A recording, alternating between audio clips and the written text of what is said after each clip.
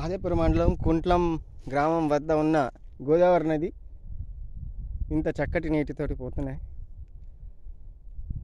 చాలా బాగుంది ఇక్కడ వ్యూ కూడా. పచ్చని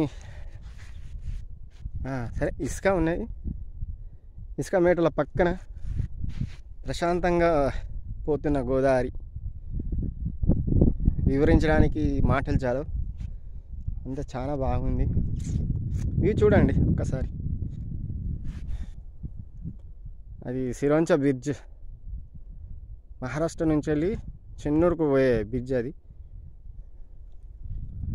కానీ ఎంత చూపించినా గోదావరి గోదావరి అవుతుంది. ఎన్ని వీడియోలలో చూపించినా మామూలుగా ఉండదు.